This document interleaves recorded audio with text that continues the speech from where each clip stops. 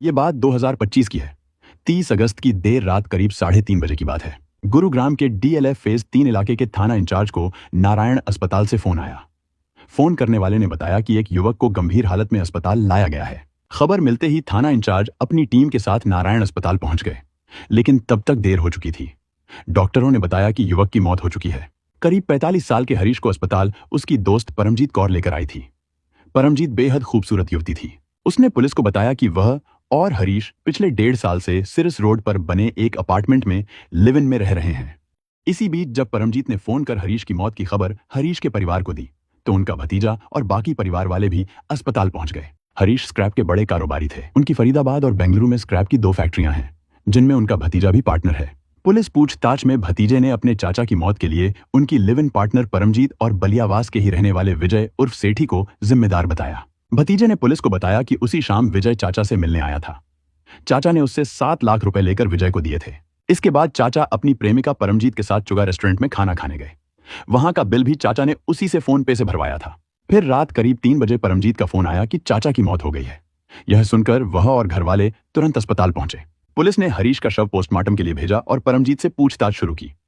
शुरू में परमजीत ने सारे आरोपों से इनकार कर दिया, लेकिन जब पुलिस उसे साथ लेकर फ्लैट पर पहुंची तो वहां से खून से सना चाकू और उसकी एक टी-शर्ट मिली। सबूत सामने आने पर परमजीत टूट गई और अपना गुनाह कबूल कर लिया।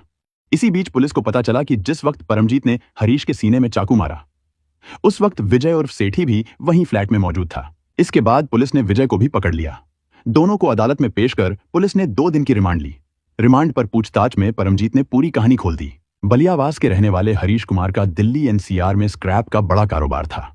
काम बहुत बड़ा था और अकेले संभालना मुश्किल था, इसलिए उन्होंने अपने बड़े भाई के बेटे को पार्टनर बना लिया।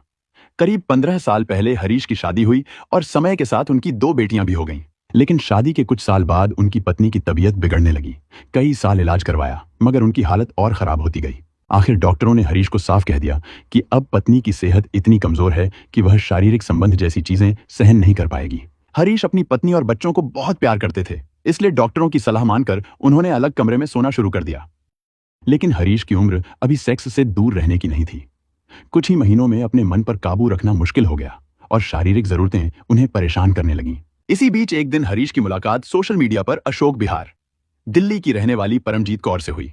यह मुलाकात धीरे धीरे दोस्ती में बदल गई और दोनों ने एक दूसरे के नंबर ले लिए और फोन पर बातें करने लगे। धीरे धीरे उनकी बातें काफी पर्सनल होने लगीं।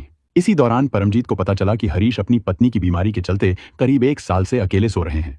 हरीश ने पत्नी से दूर रहकर भी कभी किसी और लड़की के बारे में नहीं सोचा था, लेकिन परमजीत की बातें उन्हें बहुत पसंद आने लगी और अक्सर उसके बारे में सोचते रहते थे। परमजीत सिर्फ 25 साल की थी, इसलिए हरीश को भरोसा था कि उसका कोई बॉयफ्रेंड जरूर होगा। 4 दिन बाद दिल्ली की एक मशहूर होटल में लंच के दौरान हरीश को पता चला कि परमजीत का कोई बॉयफ्रेंड नहीं है। लंच के बाद दोनों काफी देर तक साथ घूमे।